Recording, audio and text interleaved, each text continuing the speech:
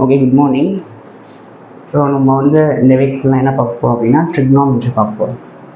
ட்ரிக்னாமெட்ரினா ஒன்றுமே இல்லை. ஸோ இதிலே பாருங்கள், ட்ரிகான் அப்படின்னா ட்ரையாங்கிள்ஸ். ஓகேங்களா, ட்ரிகான் அப்படின்னா ட்ரையாங்கிள்ஸ், மெட்ரி அப்படின்னா மெஷர்மெண்ட். ஸோ நம்ம வந்து இந்த யூனிட் ஃபுல்லாக என்ன பார்க்க போகிறோம் அப்படின்னா ட்ரையாங்கிள்ஸை பற்றி தான் பார்க்க போகிறோம்.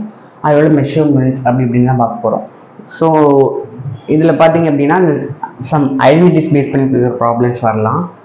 ஐடென்டிட்டிஸ் அப்படிங்கிறது நம்ம நார்மல் அல்ஜிபிரிக் ஐடென்டிட்டிஸ் தெரியும்ல, a square minus b square = a + b a - அது மாதிரி ட்ரிக்னாமெட்ரி ஐடென்டிட்டிஸ்லாம் இருக்கும். அண்ட் தென் ட்ரிக்னாமெட்ரிக் ஈக்குவேஷன் = 0 ஒரு ஈக்குவேஷன், ட்ரிக்னாமெட்ரிக் ஈக்குவேஷன் அது சால்வ் பண்ணுற ஜென்ரல் சொல்யூஷன் ஒன்று இருக்கும். அது இல்லாமல் சம் ட்ரையாங்கிளோட ப்ராப்பர்ட்டிஸ், அதோட சொல்யூஷனு, ஹைட்ஸ் அண்ட் டிஸ்டன்ஸ்லாம் நம்ம அந்த வீக் ஃபுல்லாக பார்ப்போம். ஓகேங்களா, அந்த ட்ரிக்னாமெட்ரியில் மினிமம் பார்த்தீங்க அப்படின்னா 4 கொஸ்டின்லேருந்து மேக்ஸிமம் 9 கொஸ்டின்ஸ் வரை கேட்டிருக்காங்க. ஸோ ஒரு மினிமம் ஒரு 5 கொஸ்டினாலும் இந்த இயர் நம்ம எக்ஸ்பெக்ட் பண்ணலாம்னு வச்சுக்கோங்க. ஸோ 12 × 5 60 மார்க்ஸ் ஈஸியாக வாங்கலாம்.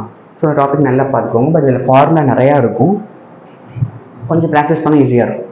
ஸோ நம்ம வந்து ட்ரிக்னாமெட்ரி அப்படிங்கிறப்ப நம்ம என்ன பண்ணோம், ட்ரையாங்கிள்ஸ் அப்படி தான் படிக்க போகிறோம். அதில் வந்து முக்கியமான ஒரு இது ட்ரையாங்கிள்னாலே பேர்லேயே இருக்குது பாருங்கள், ஆங்கிள்னு ஒன்று இருக்குல்ல. ஸோ அந்த ஆங்கிள்லாம் என்னென்னு நம்மளுக்கு ஃபஸ்ட் தெரியணும், ரைட்? ஸோ ஆங்கிள்லாம் ஒன்றுமே இல்லை. ஸோ ஒரு ரேங்கிறது ஒரு ஃபிக்ஸ்டு பாயிண்ட், ஒரு சைடு மட்டும் லைன் எக்ஸ்டெண்ட் ஆகி போயிட்டுருச்சுன்னா அதுக்கு பேர் ரே. இது 2 சைடும் போயிட்டு இருந்துச்சு அப்படின்னு, ஒரு பாயிண்ட் இல்லாமல் இப்படி போய்கிட்டே இருந்துச்சுன்னா அதுக்கு பேர் லைன். ஒரு சைடு மட்டும் முடிச்சுன்னா ரே. இல்லை 2 ஃபிக்ஸ்டு பாயிண்ட் இருக்குது அப்படின்னா அது பேர் லைன் செக்மெண்ட். ஓகேங்களா?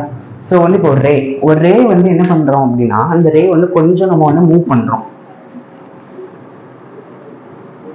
ரிமூவ் பண்ணுறோன்னு வச்சுக்கோங்களேன். அப்போ இந்த ரேக்கும் இடையில சம்திங் இருக்குல்ல, இதுக்கு பேர் தான் ஆங்கிள். இது வந்து நம்ம மோஸ்ட்லி தீட்டா அப்படின்னு சொல்லுவோம். ஓகேங்களா?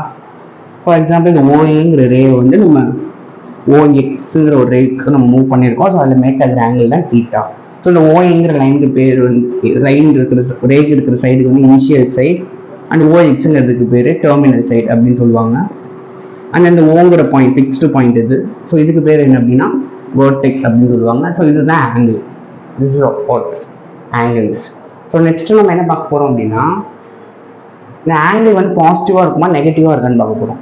ஸோ வந்து ஒருவேளை உங்கள் ரேயோட லைன் வந்து அடுத்து மேக் பண்ணுறது வந்து உங்களுக்கு ஒருவேளை ஆன்டி கிளாக் வைஸ் டைரக்ஷன், கிளாக் வைஸ்ங்கிறது இப்படி இருக்குமா, 12 1 2 3 6 9 இப்படி மூவ் ஆனிச்சு அப்படின்னா அது கிளாக் வைஸ். ஆன்டி கிளாக் வைஸ்னால் இப்படி மூவ் ஆகும். ஸோ இப்படி மூவ் ஆனிச்சு உங்களுக்கு ரேயோட ஆங்கிள் இப்படி வந்துச்சு அப்படின்னா அந்த தீட்டா வந்து என்னவா இருக்கும் அப்படின்னா பாசிட்டிவாக இருக்கும். இல்லைங்க எனக்கு கிளாக் வைஸில் மூவ் ஆகுது அப்படின்னா இந்த ரே, அப்போ ஒரு தீட்டா வந்து நெகட்டிவாக இருக்கும். ஓகேங்களா? ஸோ இதுதான் உங்களுக்கு வந்து தீட்டா வந்து பாசிட்டிவாக இருக்கா நெகட்டிவாக இருக்கும் அப்படிங்கிறது தான் சொல்லியிருக்கோம். இதுக்கு பேர் சென்ஸ் ஆஃப் அன் ஆங்கிள்னு சொல்லுவாங்க. அடுத்து ரைட் ஆங்கிள்னு ஒன்று பேசுவாங்க, ஆல்மோஸ்ட் உங்களுக்கு தெரிஞ்சிருக்கும்.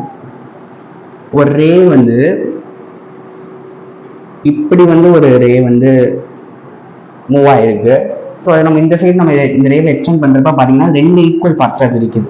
அப்படி பிரிச்சுன்னா இது பேர் ரைட் ஆங்கிள். ஸோ இந்த இடத்துல இந்த ஆங்கிள் பேர் ரைட் ஆங்கிள்னா இந்த மாதிரி ஸ்கொயர் பாக்ஸ் மாதிரி போடுவாங்க ஆங்கிள் இருக்கிற இடத்துல. ஓகேங்களா? ஸோ இதுதான் ரைட் ஆங்கிள். அதுக்கடுத்து நம்ம வேற என்ன பேசுவோம்னா, அந்த யூனிட்ல பைன்னு ஒன்று பேசுவோம். ஆக்சுவலாக பைங்கிற ஒரு கான்ஸ்டன்ட் நம்பர் உங்களுக்கு தெரியும்.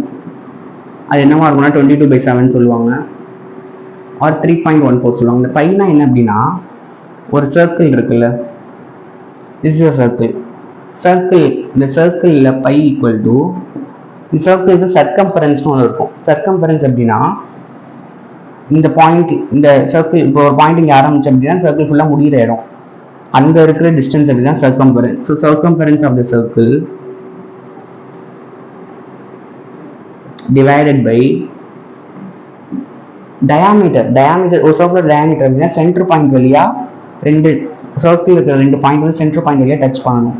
ஸோ இது ஒரு டயாமீட்டர், இது கூட ஒரு டயாமீட்டர், எல்லாமே சேமாக தான் இருக்கும். இதுவுமே ஒரு டயாமீட்டர், சென்டர் வழியாக டச் பண்ணிட்டு போகணும், அதுக்கு பேர் டயாமீட்டர்.